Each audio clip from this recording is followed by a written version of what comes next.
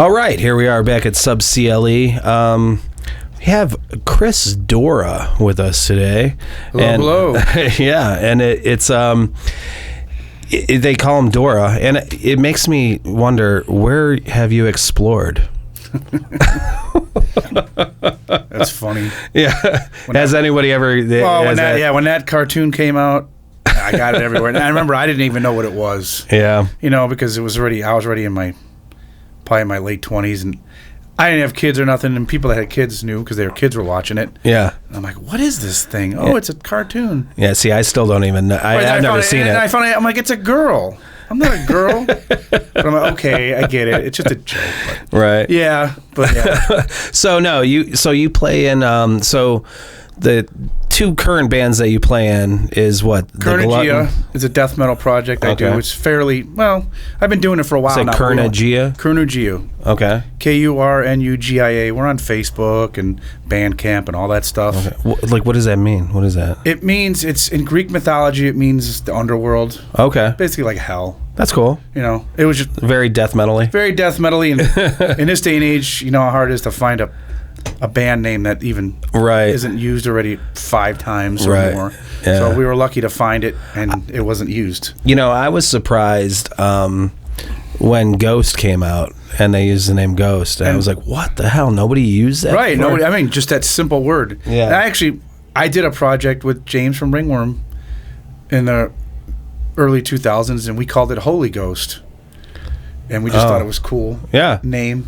And it was like a side band. It was me, James on vocals, and Ron that used to play guitar, and Schnauzer was in it, and my friend Aaron, who did play in Ringworm for a while when I was in the band, played bass.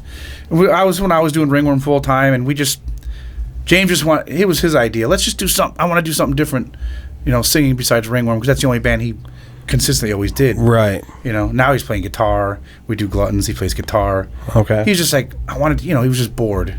Right. So we came up with that, and it was a good time to do it. We recorded a demo at Spider back then. I think we put it out at 99 or 2000. We did a bunch of shows like Fantasy, opening for bands and this and that.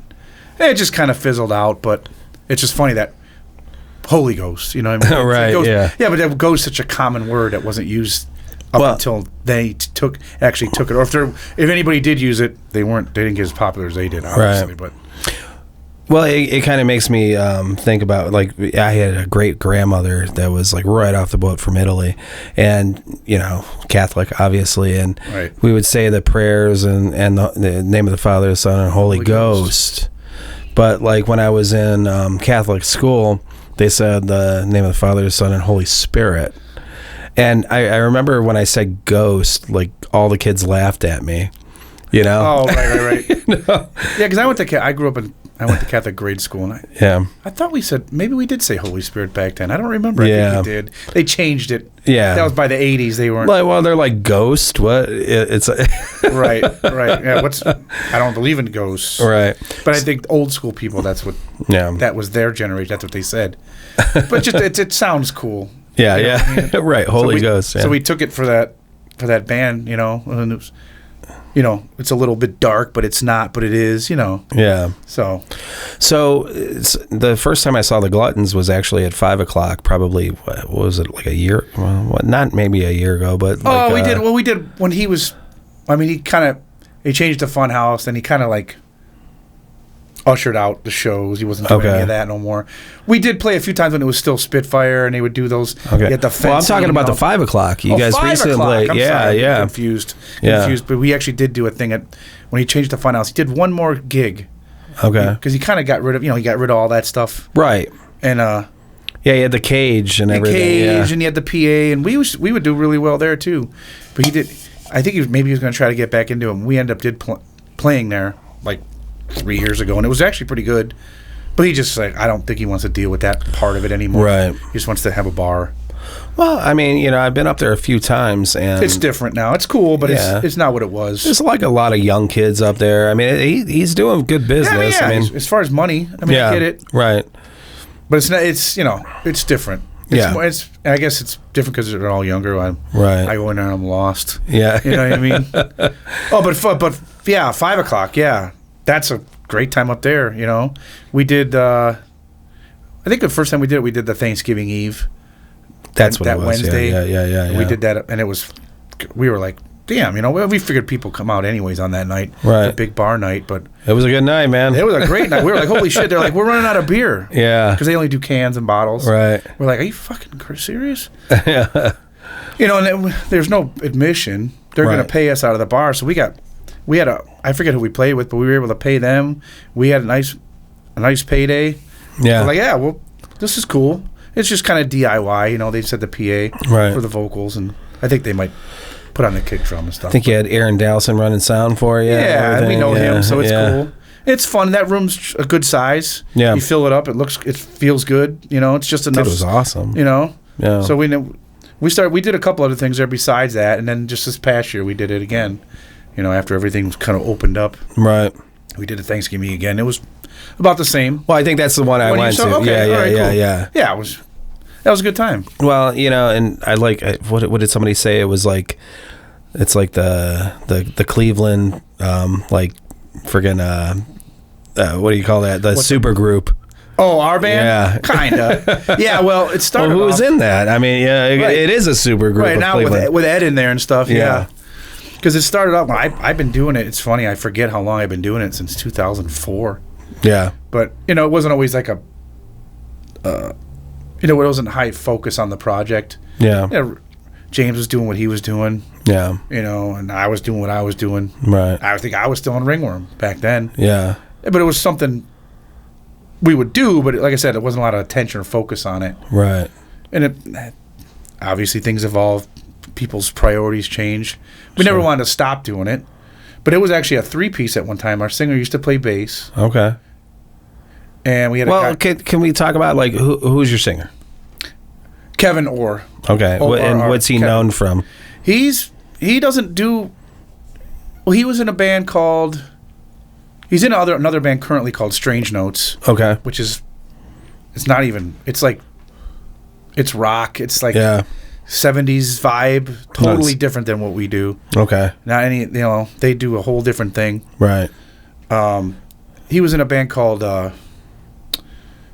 back in the early 2000s. Another punk band. That got pretty popular. I can't...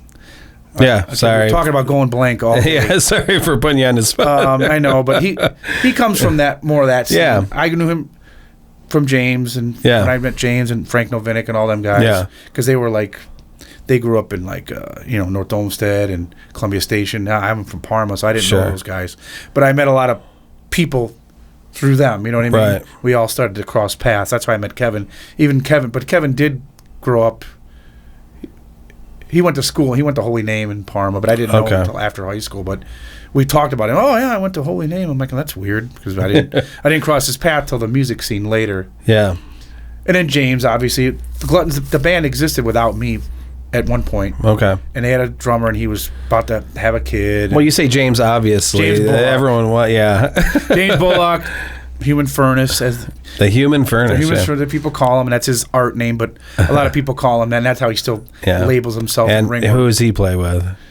Well, obviously Ringworm. Yeah. You know. Yeah. For still all these years. Yeah.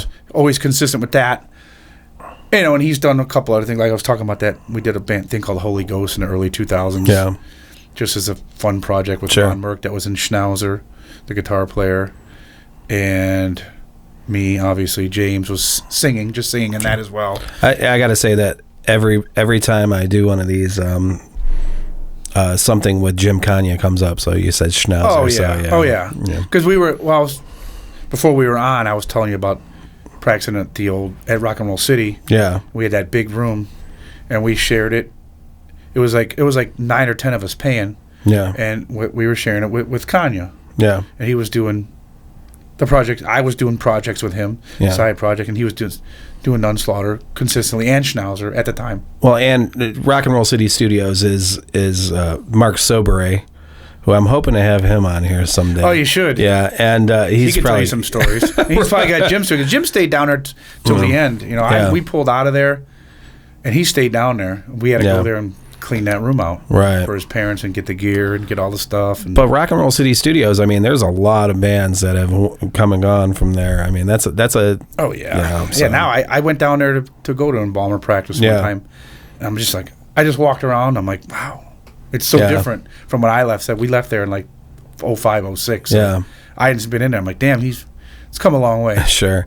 So back to the Gluttons. It was So it was a 3-piece. Yeah. And it just was. We were doing it for a while, and great guys. Like we had a guitar player named Brooke Murray, and he's friends with all those guys. And, right. But he's more of just like, he said like that punk rock attitude. Yeah. Like, nah, you know.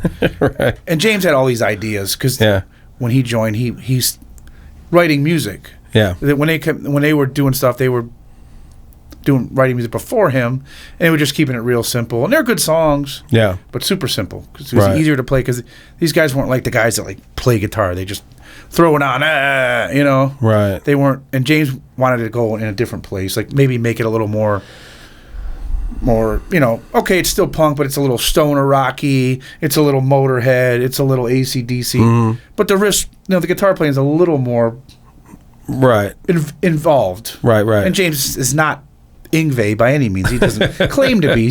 He always says, I don't like. We had Damien in the band. Damien Perry. For a long time. He's recently out of the band now, but you know he's a guitar player. I don't know if you know him, but I don't. That guy. He was in Red Giant. Oh years. That was his main project. Okay. He's a player. Yeah. I mean, the guy knows guitar theory. Sure. AC/DC's his favorite band.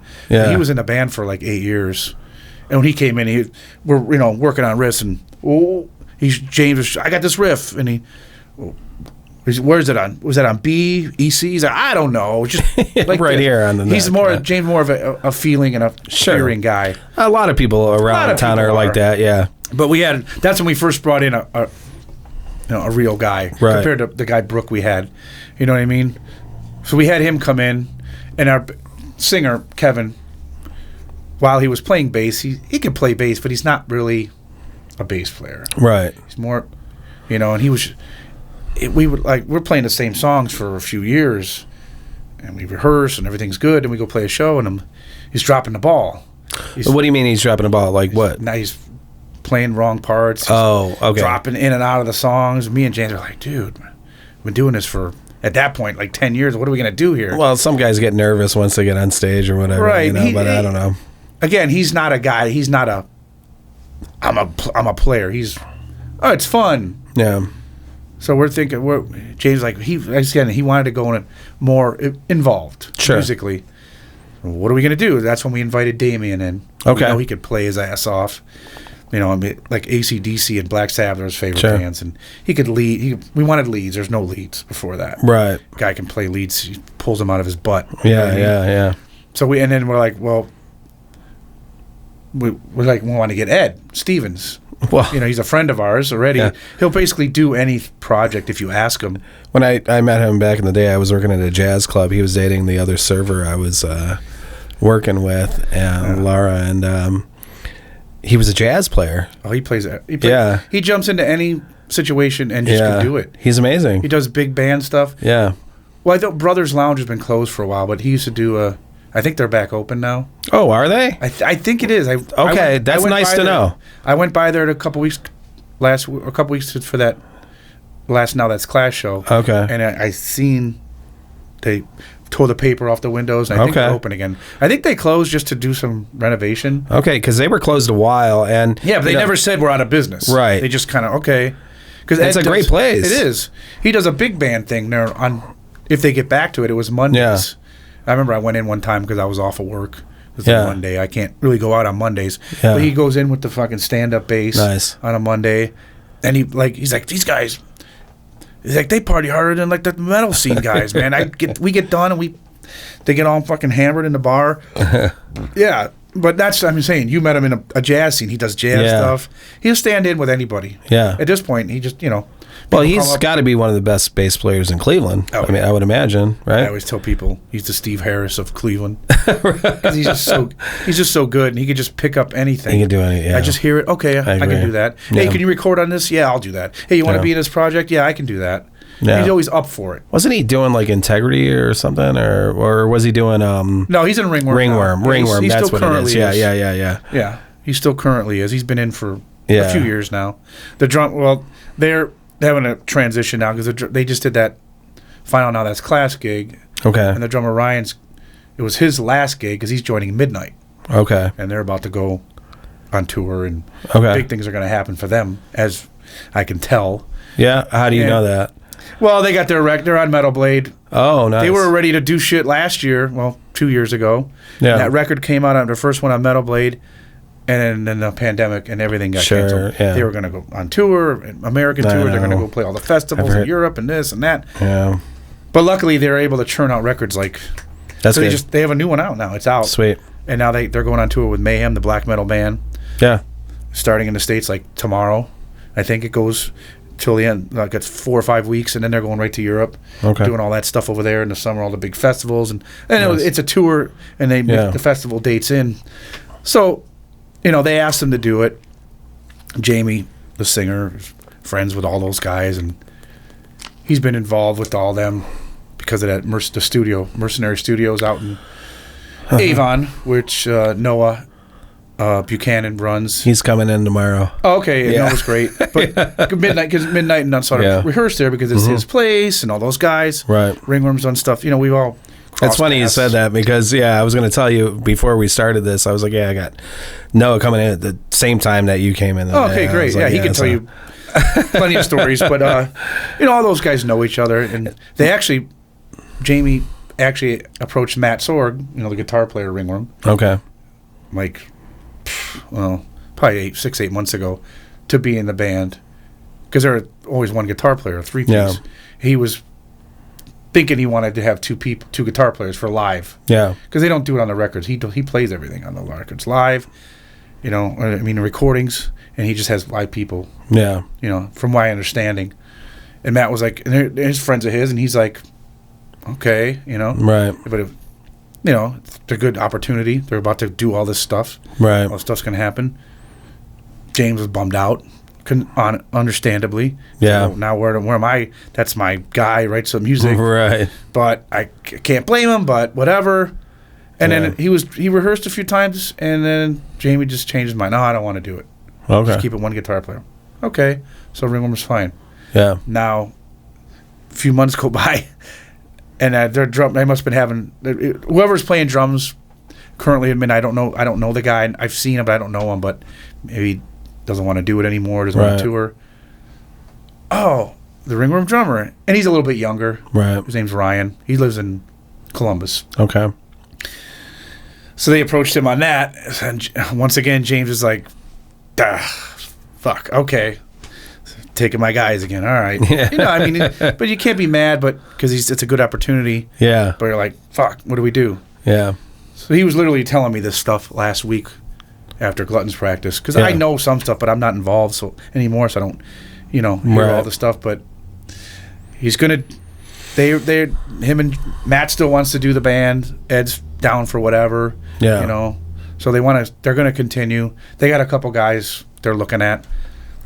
Not from out of town guys. There's nobody really here that's not already involved in something that they know of anyways. Right. They haven't really put it out there in the open yet either, but they already got some guy from Toledo. Yeah. Younger, can tour, willing to tour. That's what you need.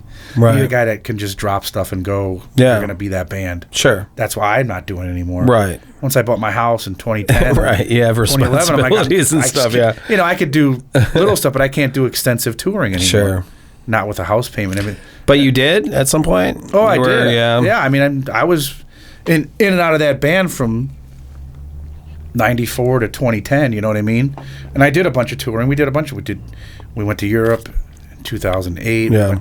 We did, North America countless times. Started doing that in 2001.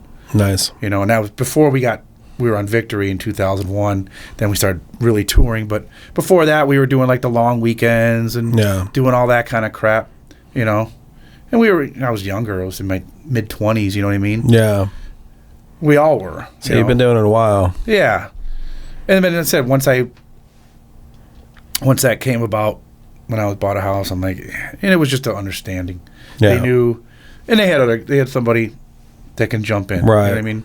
Different people have jumped in over the years, but I don't know if we said you're a drummer. yes, yes, we didn't. But if we're just having a conversation here, it's comfortable. You got to mention that to viewing this eventually. Yes, I am the drummer, right? Yeah. Because I was actually in Integrity before in Ringworm. That's how that all I got involved in that world. Okay. In the late 90s. Well, you know what? Why don't we just take a break from all that and just go back to the beginning? All right, yeah, go back to the beginning. Go back to the beginning, and well, because before this was rolling, you were saying like back in like first grade you were into Kiss. Oh yeah. Like that to me is like I think I remember seeing pictures of them, but like I don't know that it was like a thing to. I didn't know their music. I think it wasn't until like maybe like, I don't know, like maybe 4th or 5th grade that I started getting into like Motley Crue, like Shot at the Devil and Quiet Riot and stuff like that. Right. And then it was like 7th or 8th grade when Metallica Master of Puppets came out, and that kind of changed my world. You know what I mean? But so what was your story? Right, because I just turned 48, so yeah. When I was 5 in '79, so Kiss was pretty big at that point. Yeah. The solo albums had just come out, '78. Right. Then Dynasty came out, so it was, easy to find, I guess. Right. As it could be. Yeah. And I had, like I said, I had friends. There was a couple older kids in the neighborhood, because I'm in kindergarten. How much could I really know? But that's when you tell people that story today, how you're into Kiss. They're like, no way, you couldn't be into that. Yeah. But imagine the way things are now. Yeah. Yeah, maybe a kid wouldn't be into that now. Well, actually, I think that's easier now. Right, with the internet. But I remember as an example, I told my girlfriend that, and she just couldn't fathom that. Because she has that's kids, what I'm and her saying. kids weren't doing that. But but your kids are, they came up 25 years later when I did. There wasn't really much else to do. Yeah. And I was an only child, and there was older kids in the neighborhood I would hang around and I thought were cool. And I'd go to their house, and we'd sit in a bedroom and go through records, and I'd look at them. Wow, Yeah. Those are cool. Yeah. And I tell my mom, I want to buy a Kiss record. Can you buy me a Kiss record for my birthday or whatever? Yeah. And she bought me the Gene Simmons solo record was my first Kiss record. Right. I didn't really say which one. I probably didn't even know what they were. I didn't know they were called yet. I just knew what they looked like. Well, he looked the coolest. He did look cool. You know what I mean? But I didn't know, hey, buy me this record and that record. I didn't even know what they really were yet. Right. But I wanted one. Right.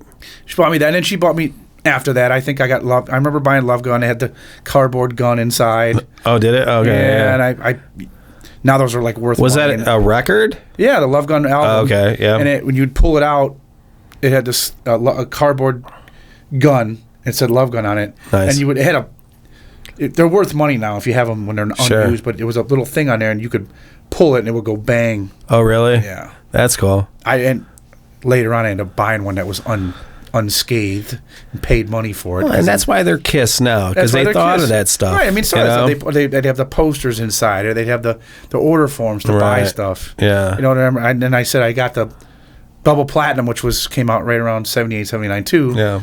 And it was pretty much like a best of at that time. Right. But it was all silver, and it had the cool pictures inside of their faces. And I took it to at Renwood Elementary down here, because I told you I grew up over here on Granger. Till I went to grade school. We moved to Parma. Wait, was it Elmwood or Elmwood? I get Renwood's in Parma. I get confused. Yeah. Sounds the same. Yeah. And I took it in for show and tell, and I showed it, and I forget what I said, but I remember being so excited to show it off. Yeah.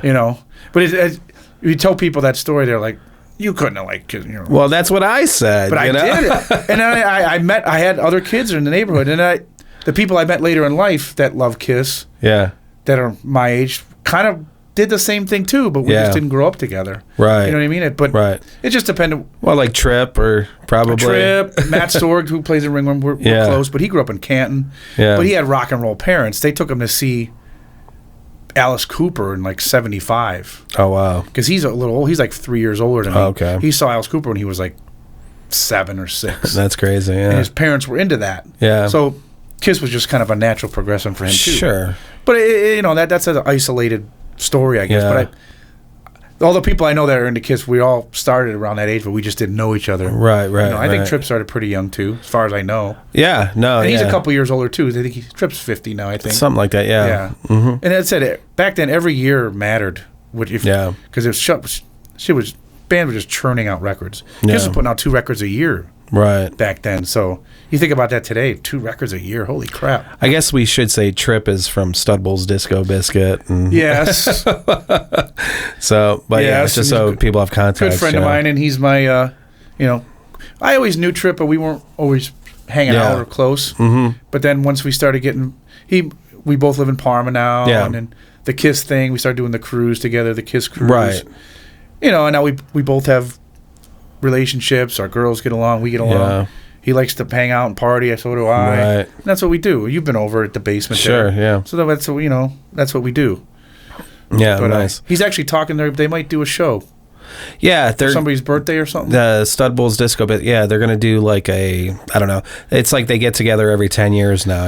He said they're talking about doing an outdoor thing, but it's in the early stages. Right. You just mentioned that, so throw that out there. Yeah, no, he's been on here before, and he's the one that connected me with you. Yeah, exactly. But okay, so you. So you were into Kiss, whatever. Yeah, I was just a music fan. Yeah, and then what actually? I guess I don't know where to go with first. I don't know if I should ask you how you got into drums or what kind of music progressed into you getting into drums. Playing music. Yeah. Well, that's pretty easy, but it was. I said it was Kiss first. Yeah. Just because it was still the end of the 70s. You know?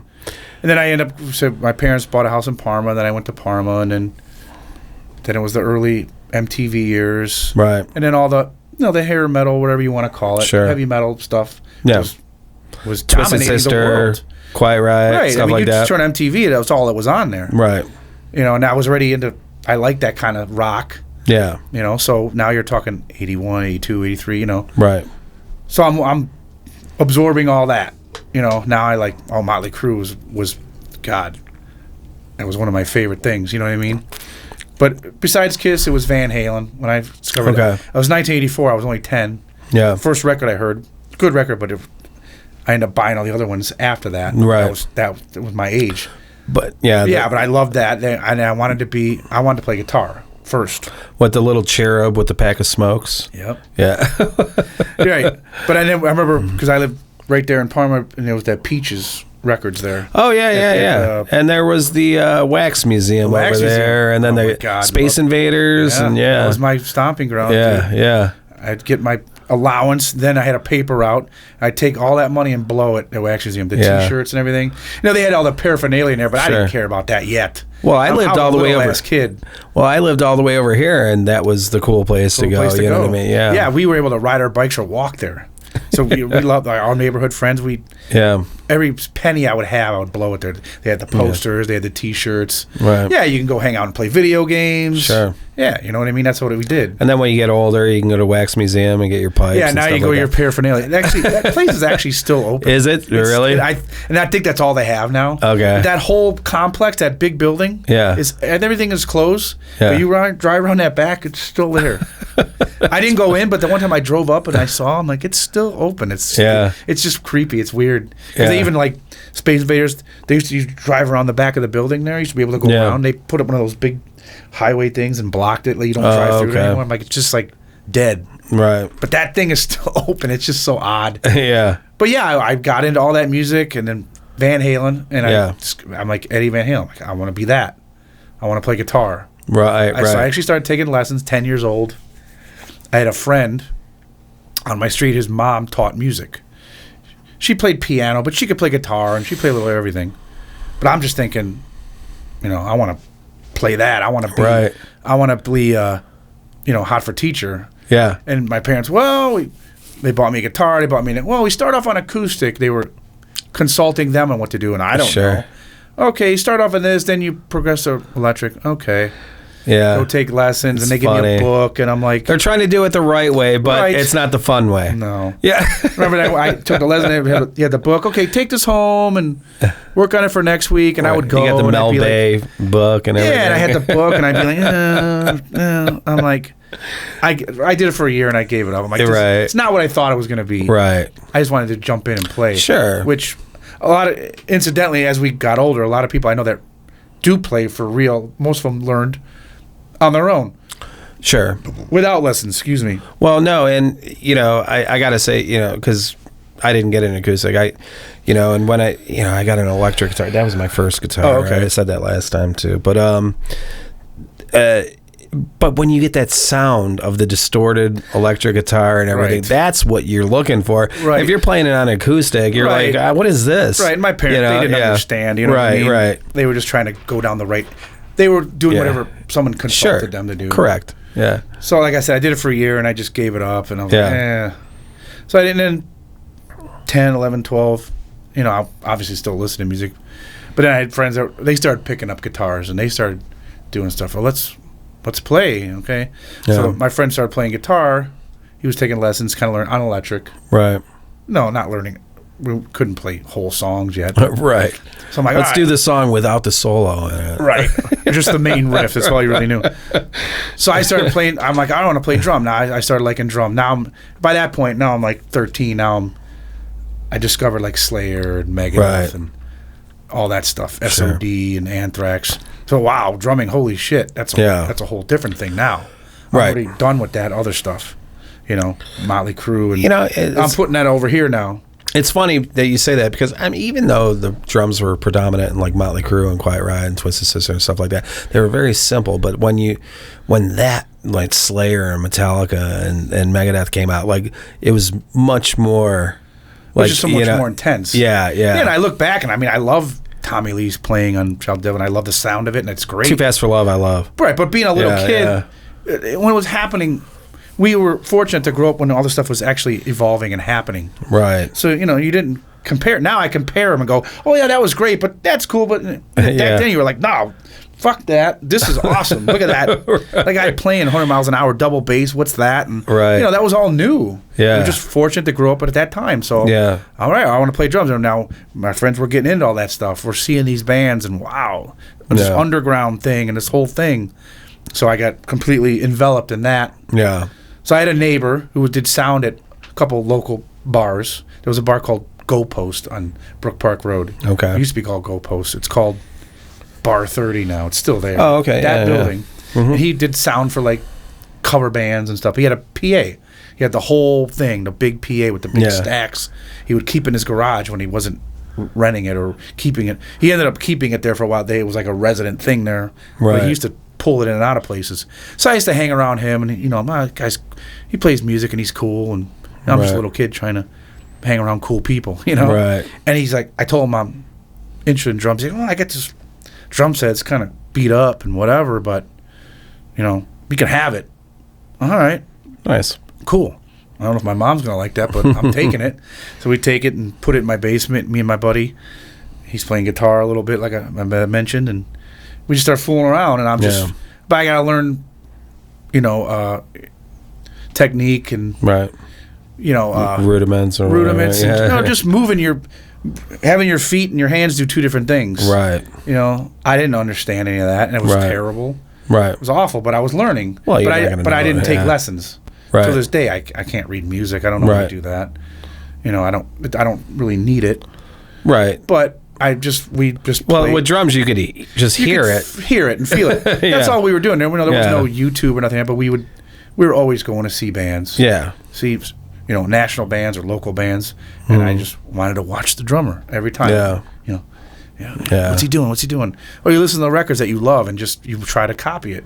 Mm-hmm. And that's how it evolved. Right. Then we started our first band, me and my friend Dwayne Morris. He was playing guitar, me on drums, and a couple other guys. We had a band called Mutilation. We didn't know what the hell we were doing, but we played a couple shows. We played with Terror, the old band, Cleveland band Terror, at the Fantasy nightclub. We played with the Virgin Destroyers, if you remember that name. Those guys end up doing well, Eric Matthews was in that, who ended up being in Spud Monsters and all those bands. Yeah. But we were like 15, 16. We were just happy to play. We were playing at the Fantasy nightclub. And, wow, we're just look at us. We're playing a show. Loading your equipment up all those stairs. Yeah. we just rehearsed. We had a bunch of songs. We never made a tape, an actual demo, because we couldn't afford it. Yeah. We made a rehearsal tape with a cover, but we couldn't afford to go to a studio yet. Sure. We were too young. Then that fizzled out. Did you do the 4-track recording thing? It was it might have been a 2-track. It might have been two or 4-track. I know the vocals, when you listen to the vocals over here and everything was over here, it was like, but that's what we could have, that's what we had. Right. What we could afford. Yeah. You know what I mean? Doing it That's in our what you little did, rehearsal room, you know what I mean? Mm-hmm. Which was probably somebody's house. It wasn't mine. We did rehearse at my house later on a lot, driving my mom crazy, but she did allow it, so I thank her for that over all these years. But that fizzled out, and then our guitar player joined in Balmer back then, way back in '91, and then that was the thing. Now the death metal thing, we're like, wow, we were like totally engrossed in that, and he got to join them. We're like, that was like the first band around here, doing that. Like, damn, it's like we're like jealous, we're like bummed out. Like, so me and my singer were like, well, we still want to do something, but I don't know who are we gonna get. So we just started, I'm sure you used to go to Flashes, or you were aware of the place back then. Well, we used to do Musicians Night when we were like 15 years old. Right, so we started hanging around there because we were seeing bands anyways. Yeah. So like, well, let's go to when they do like a death metal musician night, when one of those bands, let's go and see. Maybe we'll find somebody new. Yeah. And we kind of knew everybody that liked it at the time, and they were already involved in something. Sure. And there wasn't that many anyways. We knew it was about us and maybe 5 other people. Well, I think right around that time, Steve Schlatti was going down there because we were doing Musicians Night with Gutted back then. Gutted. He's with Immolation now. Odious Sanction. Odious Sanction, yeah. Yeah, and he's in. I'm going to see him on Sunday. Right. Yeah, and Well, and he's playing with Axioma. Yeah. Yeah. Well, Axioma is playing with Immolation. Right. Yeah. But I remember we met those guys, and they were from a different area. They were from Painesville. Yeah. But they already had their thing. Yeah. But me and my singer Rob Molzan, who ended up being in the band Decrepit, that's what I'm getting at. We were hanging around at those musicians, and we met some guys who were like Cleveland guys. Yeah. We didn't know, and they did a band, and then they got off the stage. No, you do the Musicians Night, you do 3 songs. Yeah. And then you were done, and we were just hanging out. We started talking to these guys. They're like, yeah, they booked us on this thing, and these other guys in the band, and we didn't even want to do it. We were not really ready. We want to do something more. We want to take time. And it was a bass player and a guitar player. And we're like, well, we're trying to do something. Yeah. We want to get together. He's like, yeah, we don't want to fucking jam with these guys anyways. They don't know what the hell they're doing. Okay.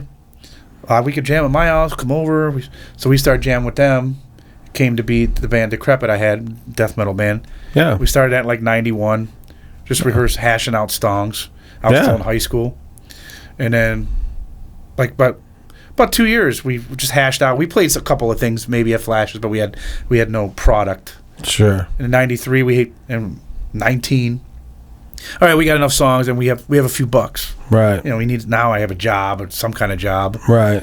We have a few bucks. You need some money to go in a studio. And Balmer made a demo at this place called JMC Recording in Medina. Okay. So, let's go there because that sounds cool. Right. Their demo sounds all right, and we don't know where to go anyways. We're fucking kids. There wasn't really options back then. Sure. So we let's go there. So we went there. We made a demo, and we put it out. We had them pressed at A to Z audio. Yeah. Everybody who knows about that place. Yeah. In the music scene in Cleveland. And we made a tape. We started playing shows. We started doing this, and we're sending around the tape internationally. We're doing all this stuff, and it just evolved. But I only had up until I was like 22, 23, I only did one project, basically that band. Oh, wow. Decrepit. Just one band. I was a one-band guy. I didn't know about doing multiple things. It wasn't really a thing yet. Well, you were doing something right because I heard of you back then, so. Right. But I wasn't doing multiple things, and I wasn't, cover band. None of that was like, didn't even know what that was. Right. And then 96, or 94, Ringworm needed help. I met Frank Novinnik, who's in Hatebreed now, and Ringworm needed a drummer. The guy quit. Would you want to do something like that? I'm like, man, it's weird doing 2 bands, and it's a different. I knew who they were, but I wasn't really know much about that scene yet. And like they had hardcore. I mean, I knew, but I didn't. I was more a metal guy, right? It's basically metal. It's it's metal, just slower, and I almost wanted to say it's like pop, because it's like a little bit more groovier, kind of groovier. And especially back then. I mean, now I basically consider Ringworm a metal band. It's evolved over the years, but we're talking 1994. The first album was out. I remember they had asked Kanye to do it, Jim Kanye. And he was like, they were already, nothing even happened for a few years yet, but they were like talking. And there's the obligatory Jim Kanye reference. He's always going to fit in there. He's going to be in there somehow. I remember we were together with them guys, and they were asking him, and he's like, they were already talking. They had some big ideas. Yeah. They want to tour this and that, which stuff didn't even happen like that until 4 or 5 years later anyways. Right. But Jim's like, I don't know about doing all that. You do it. I don't think I could on tour and do any of that. You want to do it? Go ahead. I'm like, right. And I was just, I'm like, all right, I'm going to step out and meet some different guy, do something different, get in a different scene. Right. So I did it. I played a couple of shows with them, but then Frank got offered to be in Integrity. Integrity is obviously the biggest hardcore band, or biggest probably band ever at that time in like extreme hard music in this town anyways, especially back then. They played the old Peabody's in the Flats and Sell It Out. Like that was like a local band doing that. Sure. Crazy, like wow. So he knew them guys already, that he loved that band. So they offered him a spot.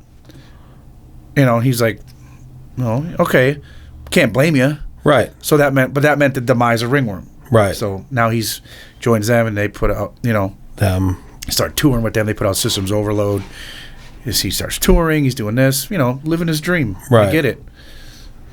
So he joins the band, and like year and a half into it, then they were about to do the album. Well, it was actually an EP, which came to be Humanity's the Devil. Okay. They were recording it usually in the studio with the guy Bob, who actually was the drummer in Ringworm that I replaced before. Okay. But they got him involved because they were all just friends. Sure. And he is a good drummer, but he's just very very eccentric. Always wants to go against the grain. Yeah. So they were recording at Mars Recording. Right. Bill Korecki. Yeah, Bill Korecki. And he was, Bill's a stickler. Yeah. I worked with him over the years. Trust me. Yeah. I know. If you worked with him, go home and practice. Stories. Yeah. And one of his things was always, if you're a bad drummers, he can't take it. No. He can't. Yeah. It drives him crazy. So they're in there doing that, recording the Humanity of the Devil. This is what I found out when they approached me. And they're in there doing it, and he's coming in there playing the drums with combat boots on, and they're like, right. And he's playing crappy, and I guess he was like, I can't do this. I can't have, what's this guy doing? The fucking boots on, he's playing like shit. You guys got to do something. Get somebody, do whatever you got to do. I'm not going to, if he's going to do this, I'm not doing it. I'm not going to record it. And they were like, so Frank literally called me or got a hold of me. It's like 96, I think. Hey, would you be into recording on this album for us? Which album was that? Humanity's the Devil, Integrity. Okay. It was on Victory. Right. It came out as a 10-inch and a CD, so it was actually like an EP. Mm-hmm. It's like 6 or 7 songs. It had some like weird interludes between songs that made it longer, but it was considered an EP. It ended up being a big thing for the band. Right. As far as people liking it all these years later. And I'm like, I could. I don't even know the music or nothing or whatever. He's like, well, we have like rough tracks we've done with Bob, but there's no vocal on it, but it's just the music. So what? They just ditched their drummer? Yeah. And I guess they told him, Bill's, we got to do this. And they were still pretty serious about the band. Yeah. And he was kind of a guy like, whatever, I don't care. Like the drummer was like, yeah. Well, of course. That's why he wasn't any good. He was a very eccentric guy. Yeah. He would do it, but if he's not, he doesn't care. Right. So he's always that guy. He's always like, I suck, whatever. I'm like, dude, you're a great drummer. Well, he's one of those guys. Always like that. Well, you have to have the attitude. You can't. Right. You got to, right. He all that. I don't see him much anymore, but he's still like that. Yeah. And he's 50s. I met him through Jim, actually, too. You know, he was in a band called Domestic Crisis way back in the day. Yeah. And we used to, like, look up to him because his drumming was so good. Yeah. And he's always just like, man, I don't know. It wasn't that great. We're like, dude, we like, worshipped your band when we were kids. I know. You know, he's just one of those guys. He just can't be... Yeah, can't be happy about anything. Yeah, they're good. They're really good, but they're like, it's not the best. Whatever. Right. It's like dude, we loved it. We're like, you should do it again. No.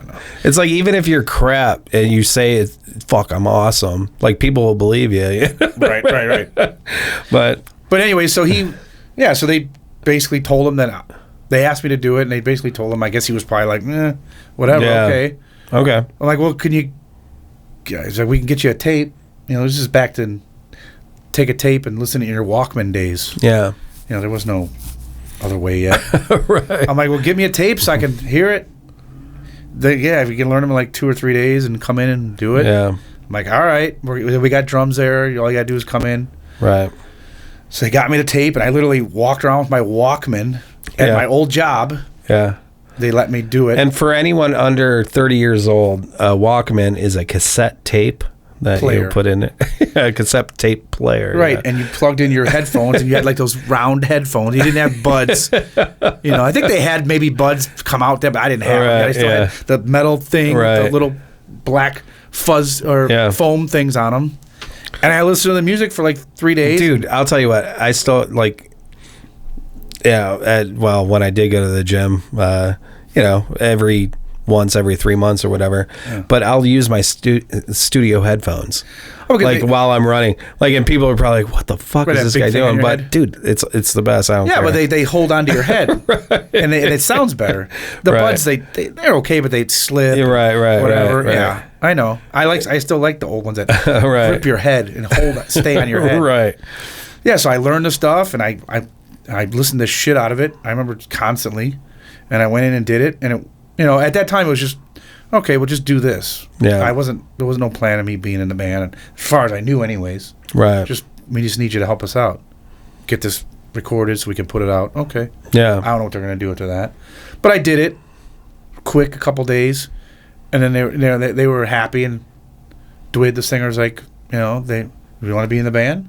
You said Dwid, the singer of Integrity. Okay. Who lives in Belgium now? Does he? Yeah. No shit. He has a whole new family over there. Really? Mm-hmm. Belgium's great. So he's like eating chocolate and has lace and stuff. Yeah. He comes in when they do those shows. It's basically they were just here a few months back, played at the Foundry because Lisa, the Foundry's his ex-wife. Okay. So they when they do something here, they try to do it around like him coming in to visit.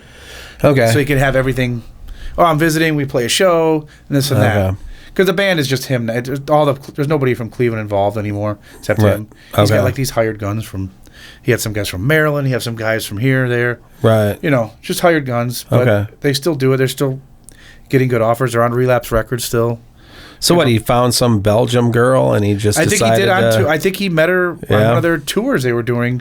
One of these ladder tours. Yeah. I mean, he's been there for over 10 years now. Wow. But yeah, I think he met a woman and they liked each other and they hooked up and then they started a family. He decided to stay there. So like Belgium has like 3 different languages. Which one did he choose to speak? I don't know. I'm not sure. It's like French or Dutch. And I think it's French and Dutch, but and German. Yeah. Yeah.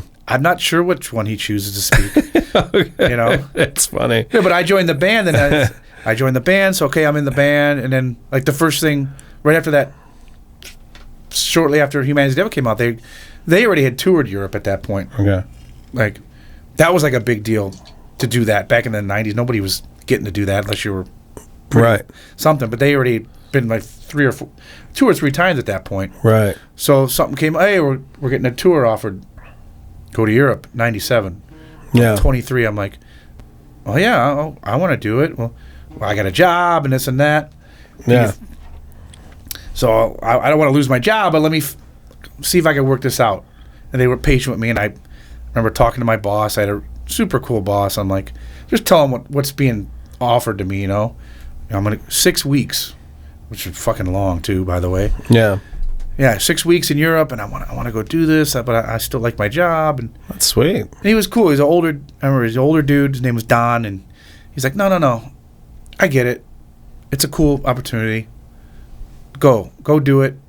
You know, I won't get paid, but I could just like a leave of absence. That's awesome. He's like, go ahead and do it, and then come back. That sounds like the Henry Rollins thing with Black Flag. What, did he do something like that too? Well, yeah, I guess he was working at like a ice cream shop or something like that, and then his boss was like, "Yeah, go ahead and do it. You know, it's a once in a lifetime thing or whatever." Yeah, because that was like my first like real job. I was working at this factory over in Slavic Village on 71st over there, and it was a decent job, you know, at that time, you know. So I'm like, he said, yeah. So I was able to go, and we did 6 weeks. We played in Belgium. We played everywhere. Yeah, 6 weeks, a long time. Yeah, we had a bus. We were another band from New Jersey was with us, and then we had some band from Belgium called Deviate. These younger kids. Yeah, on the bus with us, and it was, you know, it was great. We played cool shows.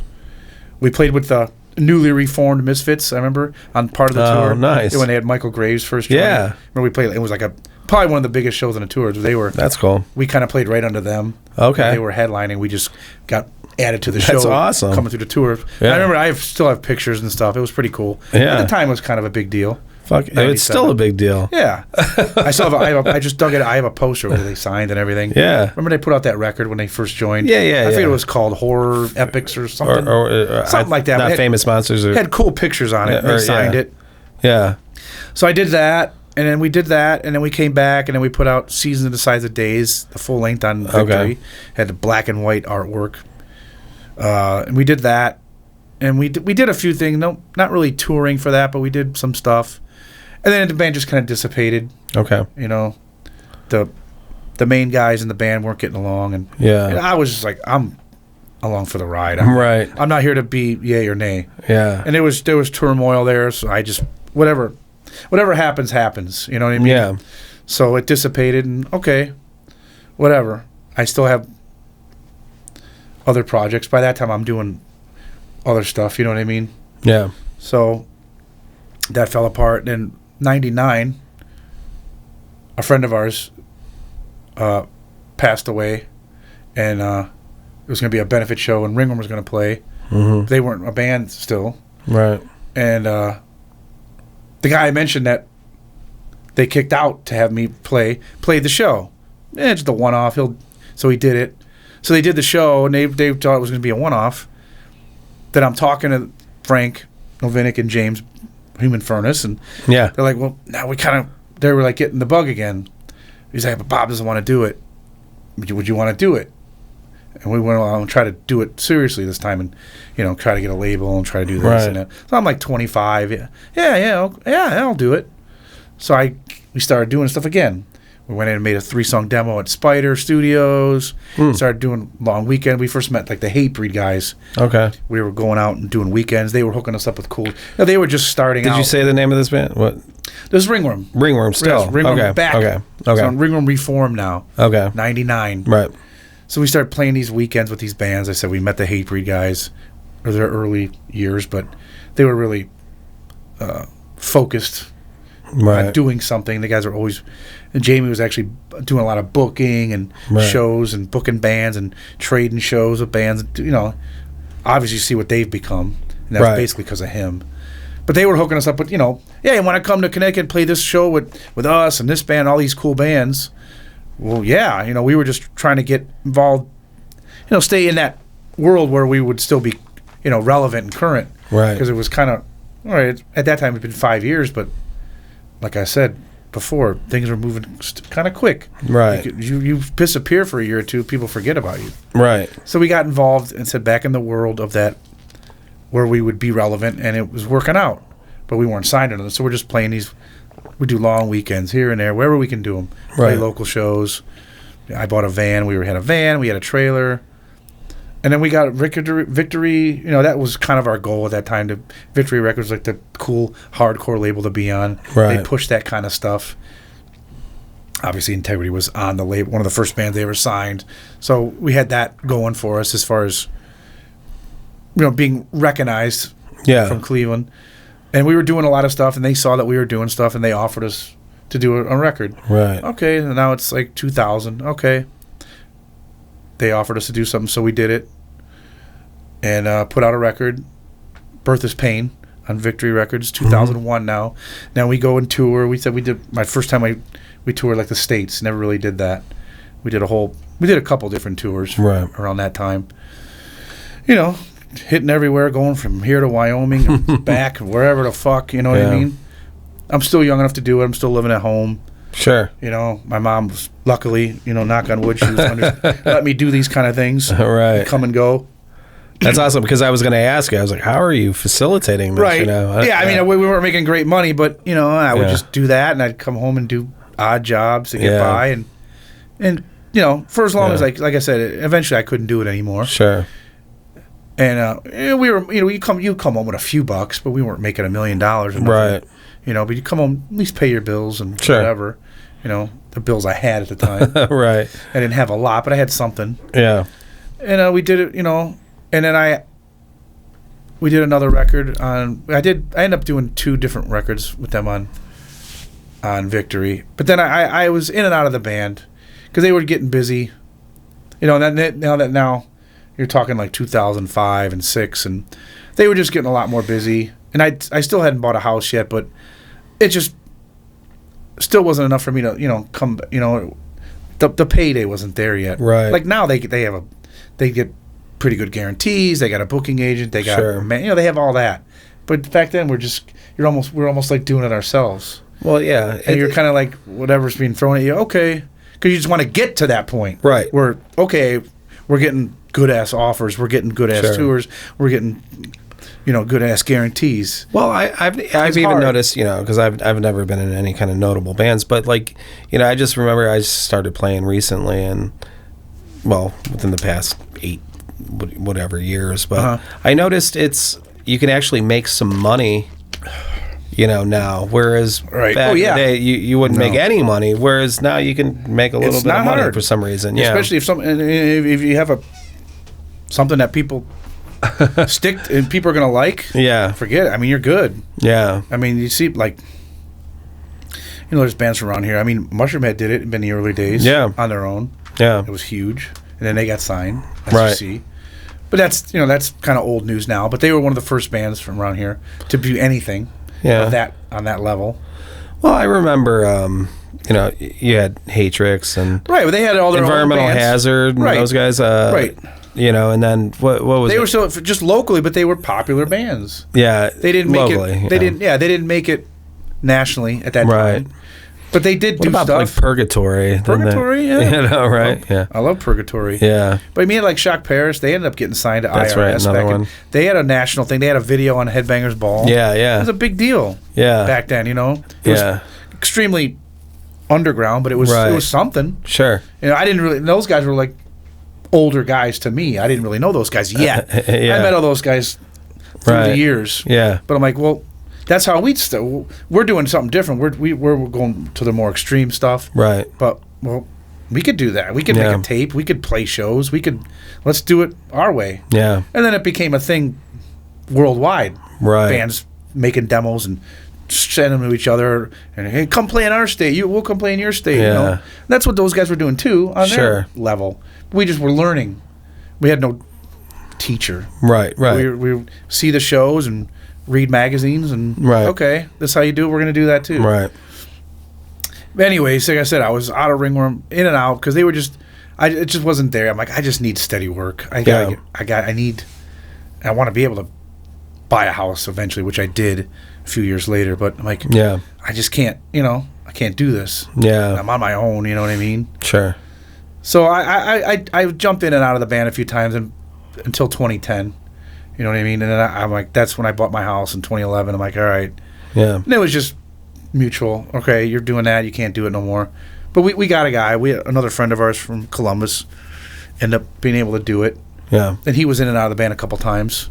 You know, it's been a lot of that revolving door kind of stuff. Right. But there was always somebody we knew that was in the circle that was willing to jump in. So it keeps it alive.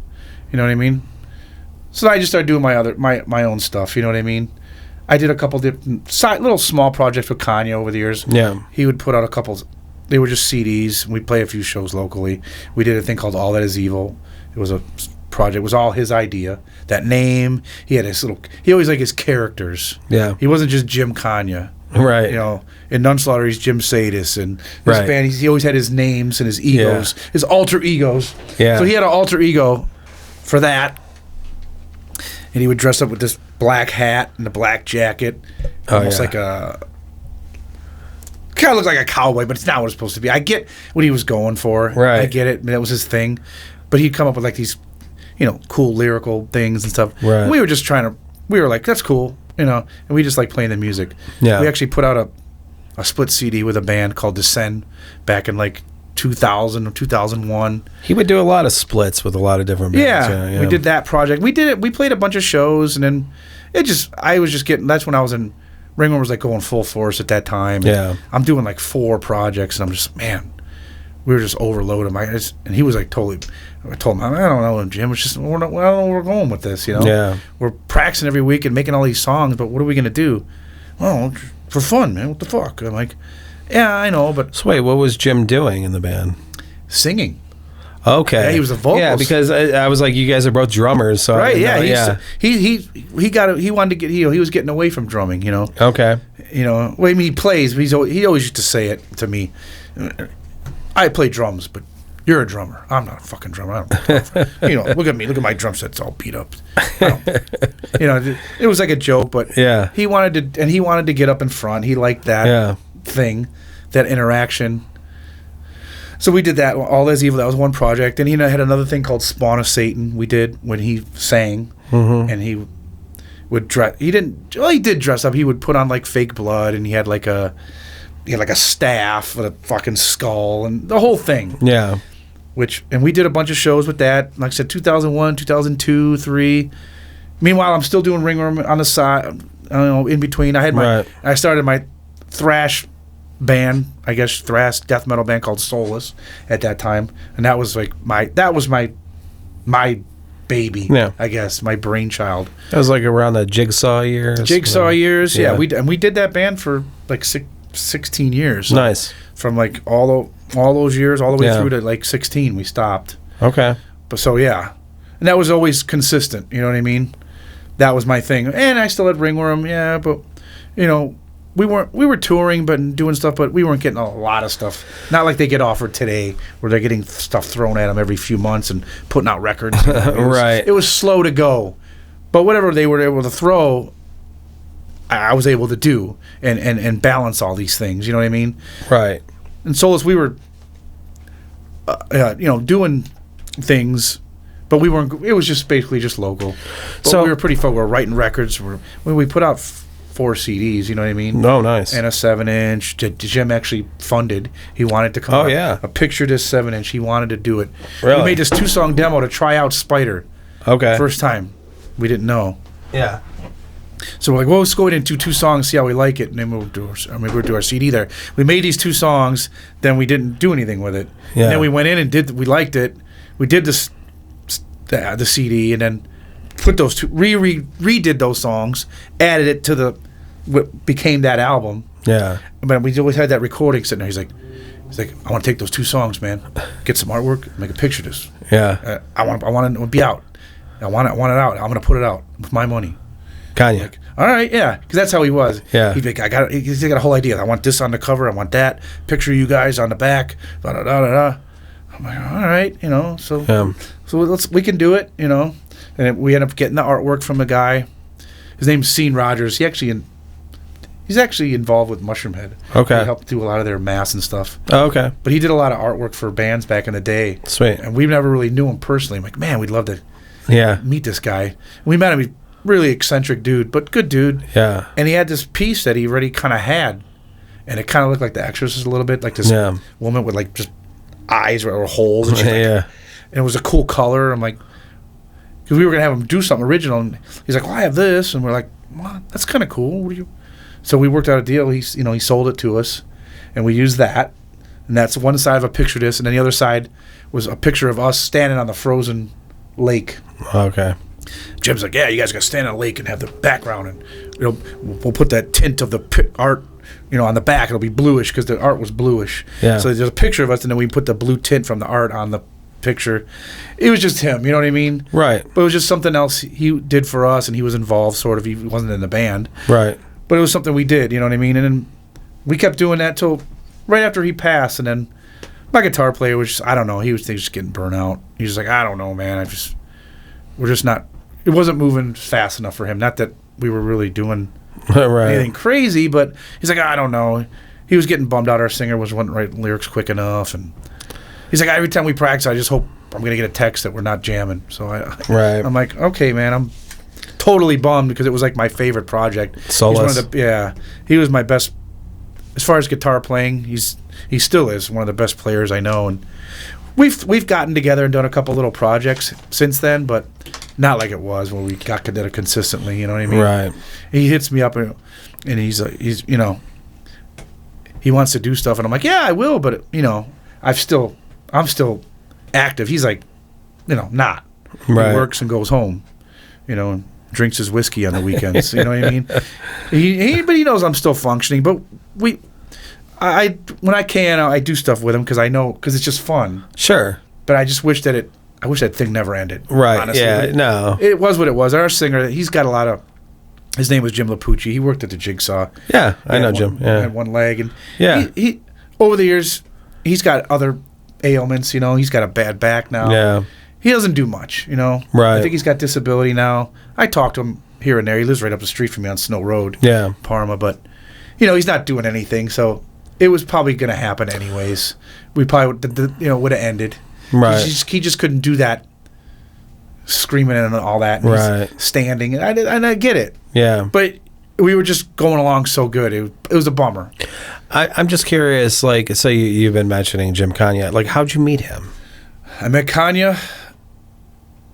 Well, me and Steve Stanley, Steve Eggs, you've had on. Steve Eggs was here. Yeah, great guy. I went to Parma High. I started 88, 89 was my freshman year, right? Mm-hmm. So I'm going there, and I'm already into this cool music, but I don't know anybody there. I went to Catholic school. Yeah. Well, I get to wear my I get to wear my metal shirt to school and wear jeans. Wow. Yeah. I'm going to start growing my hair. Wow. So I start, I'm going to school. I'm a little dork, with my bowl haircut, trying to grow it out. Right. Wearing my Creator shirt or whatever I had, whatever nice. Bands. And I remember being in the fucking bathroom and seeing another kid with a cool shirt, and we're like taking a leak. Yeah. And we get by, hey man, washing our hands, and cool shirt. Yeah, cool shirt. What's your name? Oh, I'm Chris. Hey, I'm Steve. And yeah, I'm into that stuff. You're into that stuff. That's cool. So we start talking. Oh, I live in Parma too, over here on State Road, off State Road. And that's close to me. Come on over. I got a bunch of tapes. I tape, or dubbing tapes, and right. Put 2 albums on one tape. And yeah, I'm doing that. Cool. So, but he was already a senior. Okay. So he was a little older than me. So we started hanging out. So we were drawn to each other because of that, because of music. And he did a vocational, I think electronics or one of those classes. Yeah. Because Jim went to Normandy, but they graduated the same year. Okay. Somehow he met Jim before me, and it was like one day he was like, "Hey, I'm going to this Jim dude's house, his parents' house, whatever." Yeah. They lived on Sassafras Estates, way up State Road. Okay. Pleasant Valley, the nice part of Parma. I was going to say, we're the estates. Yeah, the nice part. We're on the other end, towards Cleveland. But anyways, so he's like, yeah, I'm going to go over to this dude's house. He wants to show me some metal and whatever, and da-da-da-da-da. Okay. So we go over there, and he kind of showed us, like, his room, and he had some stuff. But he was deeper than we were. Oh, yeah. Getting into the underground stuff, we're like, cool. Yeah, now, this guy knows what's up. Okay, and he's got he's got some connections. Okay, right. So that's how and then we just became friends. You know what I mean? But he always played drums, but he wasn't doing anything really seriously musically. He didn't start that till later. Mm-hmm. Like Schnauzer used to be like a joke. They used to get together with the fucking ghetto blaster. Yeah, they had the microphones on them. Yeah, and put it in the room, and the dude that would sing and scream used to sit next to Jim on the stool, and he would hold one. They had those microphones on either side. He would scream in one, and Jim was playing the drums and screaming in the other one, and it was just a goof. Yeah. And they had a couple of, and they would just yell out ridiculous things and have some cool riffs. Right. But it wasn't really a band, and then they made a couple songs that were actual songs, and they were like, and that's when kind of, well, let's make it a real thing and make some actual songs and make ridiculous topics, and that's how that happened. Yeah. And then all those Jason Popson liked it, and all those guys liked it. They kind of got adopted into that sort of mushroom head world, right? And it just worked out. And then the shows with the freaking the stuffed animals, the whole thing. Yeah, it just evolved into that. But he wasn't doing anything musically back when I first met him. No? I knew he played drums, but he wasn't doing nothing. Yeah. And then he did that, and then the Nunslaughter thing happened when that guy, the main guy, was in Pittsburgh but decided to move here. Well, he said, if you're going to be in the band, I'll move to Cleveland so we could do it seriously and really do something with it. And Jim was like, I can't. I can't be in unless you live here. And he was willing to relocate, so he did. So that's how that came. Well, it's funny that Jim didn't go to Pittsburgh because he was such a Steelers fan. Right. So he met Don, the singer. He met him, and I think they met each other through trading the tapes and writing each other letters. That's interesting, yeah. Yeah, and cool. He went there a few times, and then he actually, did I think he went there and did a couple recordings, but it wasn't a full-time thing. Right. And then they were like, well, let's do a full-time thing. If you come to Cleveland, I'll do it. So Jim just started stacking up all these projects. So now he's got Schnauzer, the band. Nunslaughter's a full-time thing. And then we started doing projects. Now you're talking like 06, 07, 08, all those years. So now he's fully engrossed. And he's doing all these, splits with this guy, split with that guy, da-da-da-da-da-da. Schnauzer's doing splits with everybody. Right. That was like his thing. And I get it. And then he just loved music. You know what I mean? That was like the one guy. As old as we got, a lot of people, they come and go. Oh, I'm married. Oh, I got kids. Oh, I don't like it anymore. He was always going to, if he was still here, he'd be still into it 1,000%. Well, yeah, I think that's kind of when I became familiar with Kanye was around 2005, 2006 over at Rock and Roll City Studios. Right. And he'd always come into our room, very friendly, and hand out splits that he did, like little 7-inch. Metal Santa. Yeah. Always had gifts. Here, take this record, take this shirt, take this whatever. Here's some stickers or whatever. He loved to do that. Yeah. And that's great, you know what I mean? Yeah. And I love that about him, you know what I mean? But his heart was just in it. Yeah, like, totally. He's like, he was all about it. I love metal, dude. I'm never going to. He was never going to stop. No, and and when he passed, it was like an internationally known thing, right? Yeah, because once Nunslaughter got as popular as they did, and he did a lot of traveling and touring. Yeah. So now everybody knew about Jim. Right. We knew him here just because we knew. Well, he's so lovable. Right. So now all these people around the world got to meet him, and he acts like he acts here. Right. To all these people. Just imagine that everywhere. Yeah. No social media, no nothing. Right. He didn't even have a fucking cell phone. Right. It didn't matter because he was just that guy, this personable, and he's really into it, and everybody that met him got to taste it a little bit. You know what I mean? Right. Which is great. It's unfortunate what happened, but yeah, it is. I'm glad that he got to at least do what he did as much as he did, because they did a lot of stuff, and he got to travel everywhere with that fucking band. Well, but I just hope that he, I mean, I'm not much of a religious guy, but I just hope that he would know that he got so much recognition after he passed that it was big. Oh, it was a big deal. It was. I think he knew. I mean, he built his little empire himself. Right. He knew. Yeah. He wanted people to know about his stuff. He traveled and did all that shit. Right. You know what I mean? I think he knew. Yeah. I hope he did. Like you said, I'd like to believe that, right? Yeah. I mean, no one, not going to forget about him. You know what I mean? You can't. That's what he always used to say. You got something, put it out. Right. Put it out, because that's there forever, dude. Right. Put that fucking shit out. Well, put that CD out. Put that tape out. Put that shirt out. Once it's there, dude. You're right. I know. Well, but it's just back then we're still doing self-release. We're dude, the money. Give me a minute. We're gonna do it. You know? And that's why I've hung out with a lot of people around town and stuff like that, and I'm fortunate enough to talk to people like you and stuff like that, and I just hear these stories, and it's the same thing. It's this is why I do this, because these stories need to be put out there. Right. And once you do it, they're there. They're there forever. Right. It's going to be, and you put it on the internet, it's there forever. Yeah. And then somebody gets to hear it that might be interested in hearing it. Right. I watch other people do things like this, and they talk about something a topic I like to hear about, and I'm like, oh, that's cool. Yeah. Guys in Europe, they're talking about I just watched one the other day talking about old Cleveland bands. Some Nice. German guy, and he's like he lives here. Right. But he doesn't. But I'm like, that's cool. He's like, it reached them. Well, that guy all would be years. interested in this show then. She probably would be. Yeah. So, but it's cool though. You know what I'm saying? Now with the power, that's the positive power of the internet, and that's what I do like about it. A lot of it I don't like. Right. But that part, when you could promote your band or do whatever, that's the positive. Well, it's like nuclear energy. You can use it for good or bad. You know what I mean? Yeah. I try to, as much as I can, use it for good things like this. So let's get back. So the end of Soulless. So I think that's where we were with your, it was funny when it happened. It was because Jim died in 16. Yeah. And then Wayne, the guy who's my main guitar player, I met him through Jim. He went to Kent State. When Jim went to Kent State, he met Jim. Okay. And he was younger. He's probably 40. He's only a couple of years younger, but he was younger than Jim. Probably Jim's like 4 or 5 years older. Yeah. But Jim was going to Kent, and this young kid playing metal guitar. Jim would go to Kent during the week and come home on the weekend. I met this fucking kid, man. He's pretty good, man. He's fucking playing. I'm gonna have him do a couple projects. He play anything. Cool. Okay, but they were from Hartville, way the hell out.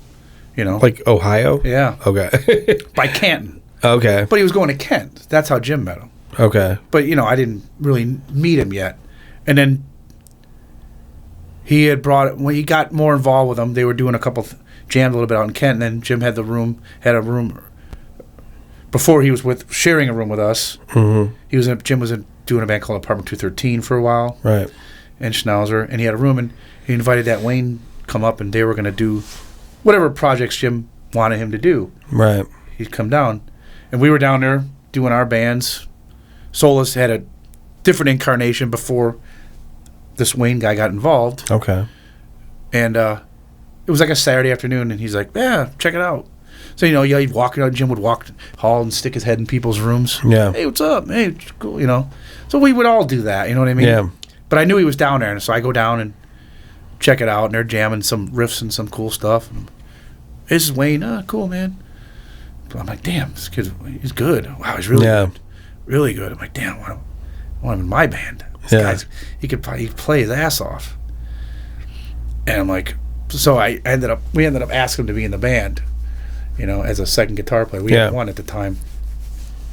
He's like, yeah, that's cool. I'm like, we're doing, this kind of stuff, more extreme. And he's he could play. He's like, yeah, that's what I want to do. And I remember Jim was all like, it was a joke, a running joke, but he was a little bummed. He's like, what are you doing? You steal my guys? What are you doing? Yeah. Taking my fucking guitar player? I'm like, dude, you're just you guys are doing you're not doing a real band. You're just doing a project. Yeah, you're stealing my guy, man. But we were all friends, and we all became friends. They end up, when the band was going serious, those guys, he was from out there, and then when he was done with college, and then another guitar player was from Akron. Okay. They actually lived together in Parma just for the band for years. You know what I mean? That was basically all we knew. Right. Doing our bands and doing our thing. And Jim, we were all friends. Jim and Jim Lapucci and Kanya. We were all those, and we all lived in that area. We'd all hang out together at the Jigsaw. It wasn't a show. We would just go there and hang out or eat some wings or drink beer. Well, Jim didn't drink, but we all did. But it became that. You know what I mean? And then what I was getting at it, Wayne was close to Jim too. He met him. He always looked at him as the guy who sort of brought him in to the scene because he was from Hartville and he was younger. Yeah, and he brought him in to do, he kind of married him into the scene. Yeah, and then like I said, maybe it wasn't even a year later, he was kind of getting bummed and wanted to stop, almost like he wanted to do it maybe before, but he didn't want to do it when Jim was still alive because it would bum him out. Because we were looking at one point, we needed a second guitar player. It was just him. Because our other guitar player in Akron quit in 13. He didn't want to do it anymore. Yeah. And I remember Jim was trying to recruit guitar players for us because he loved the band, Yeah. And he would tell Wayne, hey, I got this guy and this guy, And Wayne was like, I don't know. He was already getting like, man, I don't want to. I gotta teach a guy 100 songs. And Right. Where's it gonna go? So at one point he wanted to quit, and then he's like, I don't want to really play out anymore, but I'll still do recording. If it was just like that, we're like a rehearse and record band. So we all agreed because we're like, well, we don't want to quit. And he's like, well, I'll do that. So that was the first thing when Jim was still alive. Well, let's just still do it. We'll rehearse and we'll finish what we got here. We had enough stuff for another album, so we at least wanted to get that done. Yeah. So just one guitar player. We're just going to rehearse. No more shows. That's when Jim was trying to recruit people, and I remember him telling me that he was trying to, and Wayne told me too. He was like trying to get this couple guys, and he just was like, Right. And then, like I said, fast forward a year after he's gone, and he's just like, yeah, I don't want to do it. Like I almost think he didn't want to. He wanted, once Jim was gone, he knew he could do it and not bum him out. Right. Because it would bum him out because he loved the band and this and that, and he looked up to Jim and didn't want to let him down. Right.